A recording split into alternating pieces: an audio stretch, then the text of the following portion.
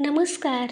Sridevi kitchen प्रतिभाज रेसिपीमध्ये खूप खूप स्वागत आहे. आज आपण पाहणार आहोत अस्सल गावरान ठेचा परफेक्ट पद्धतीने.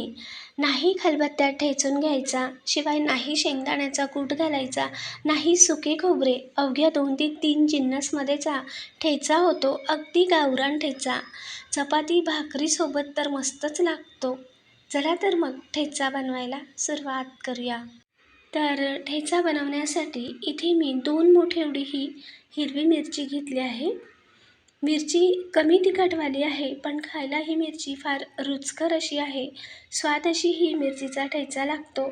तर 2 मिक्स मी मिरच्या घेतल्या आहेत. त्यानंतर इथे लसूण पाकळ्याही घेतल्या आहेत, एक 15 ते 20.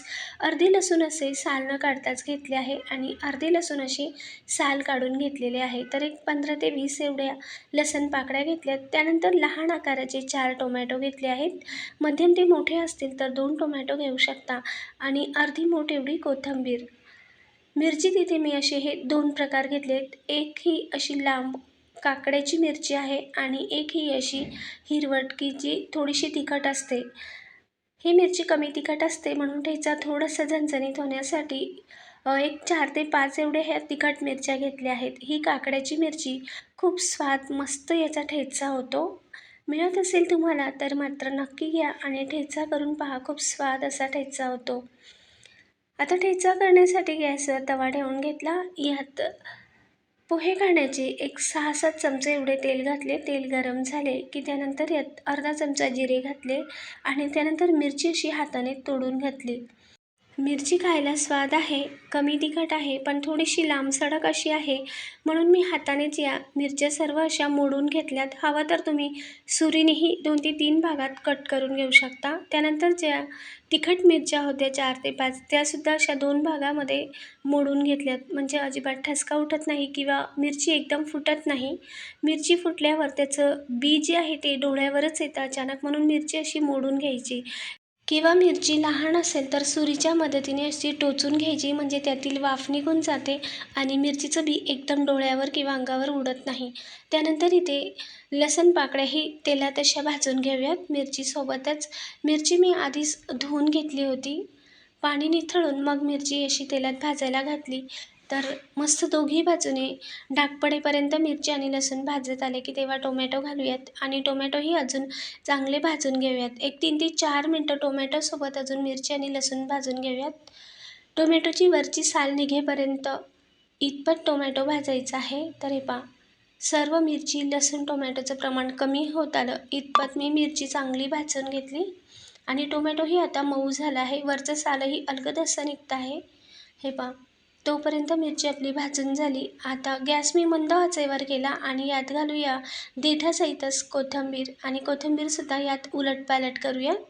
गॅस मंद आचेवरच ठेवला आहे मी आणि मंद आचेवर ठेवूनच ही सर्व मिरची लसूण एकसारखं मंद आचेवर कोथिंबीरीसोबत चांगलं अजून उलटपालट करून घेऊयात. त्यानंतर आता यात चवीनुसार मीठ घालूयात. ठेच्यापुरतं चवीनुसार मीठ घातल्यावर अजून एकदा हे सर्व मीठ यात मिक्स करून घेऊयात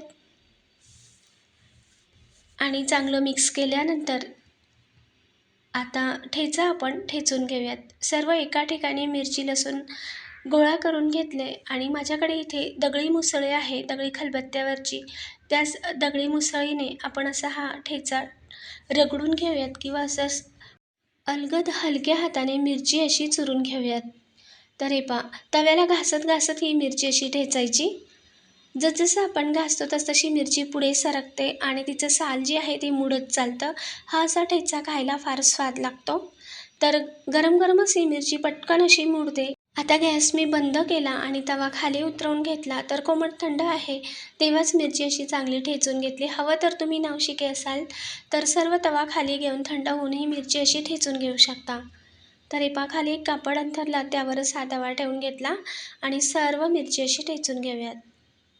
तर हे पहा, अगदी आपण जसं खलबत्त्यात ठेचा ठेचून घेतो तसाच हा ठेचा तयार झाला. काही ठिकाणी तांब्यानेही हा ठेचा असा रगडून घेतात. पितळी तांब्या असतो ना किंवा काशाचा जो तांब्या असतो त्याने लोखंडाच्या तव्यावर तांब्याने हा ठेचा असा रगडला जातो.